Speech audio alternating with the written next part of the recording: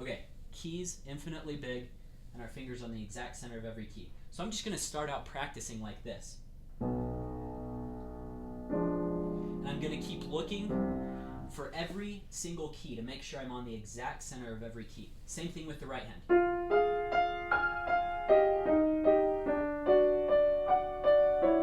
And if I'm really struggling, I'll slow it down and observe every single key.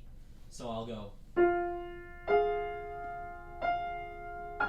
looking to make sure that I'm accurate on every single key. Once we have this mentality change, we're ready to proceed. We need to isolate the very note that we're having trouble with. You might say, well, my whole section is pretty dang sloppy.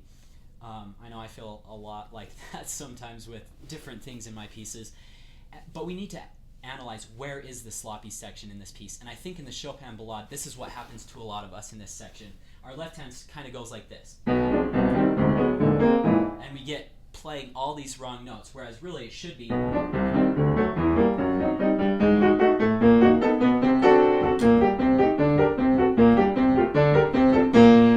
just playing it exactly perfect. You might think, how in the world am I supposed to play it that fast and hit it accurately?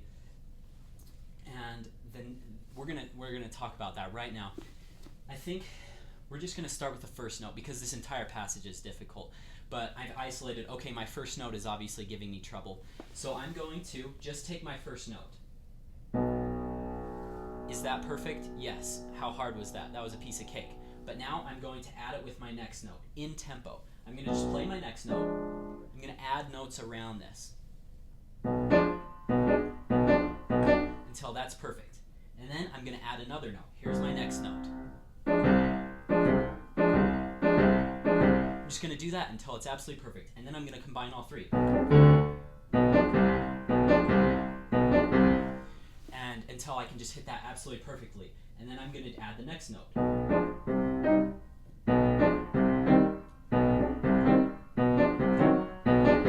You see, I'm making mistakes all over the place. And so if I'm having that trouble, I'm going to slow it down again, think of being on the exact center of every single key.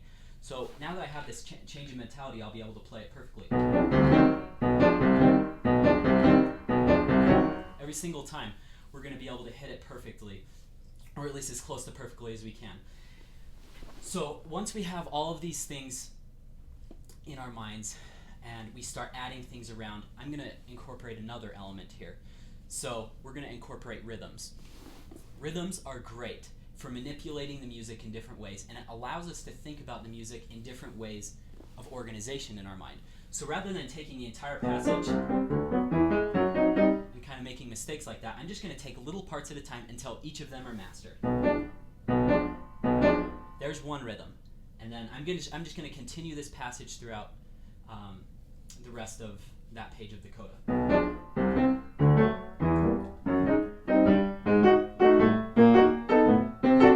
So there were some mistakes there. What am I going to do? I'm going to make sure I slow it back down.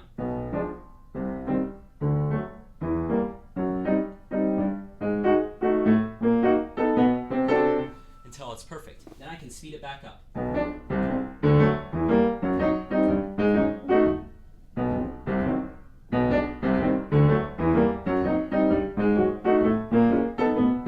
Until I feel comfortable with that. Once I've done this, once I've manipulated that rhythm, I'm going to switch the rhythm. I'm going to do it the exact opposite. So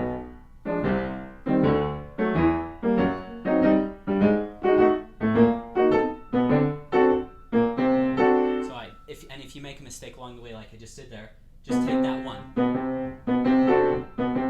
until it's perfect. All of these thoughts are helping us organize the music differently. I was recently in that question and answer with Emmanuel Axe. And I thought one of the brilliant comments that he said was, he referenced Arkady Volodos, who, in my opinion, is one of the best pianists in the world. He has one of the most incredible techniques I've ever seen. And he talked about how it's not that Volodos has these amazing hands. Of course, his hands work for him, but it's your mind that really organizes the music in order so that you can not play through the piece sloppy. It allows you to put the notes in a certain order and group them in a certain way that we can stay calm. So rather than having this happen, kind falling apart when we get there. I'm just going to organize it in my mind. And then to there until I can just do that slowly. And then I'm just going to take it slow to fast.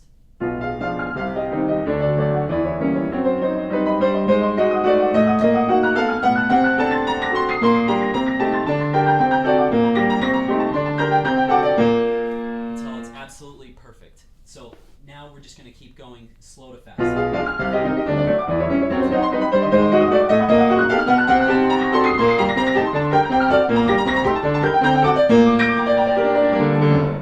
And again and again and again until it's absolutely perfect.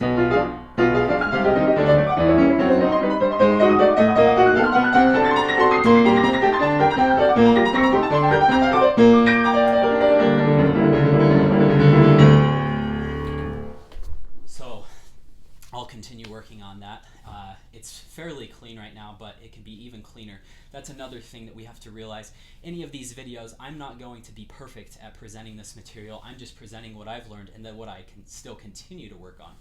So that is how to be accurate with skips that I've found very helpful.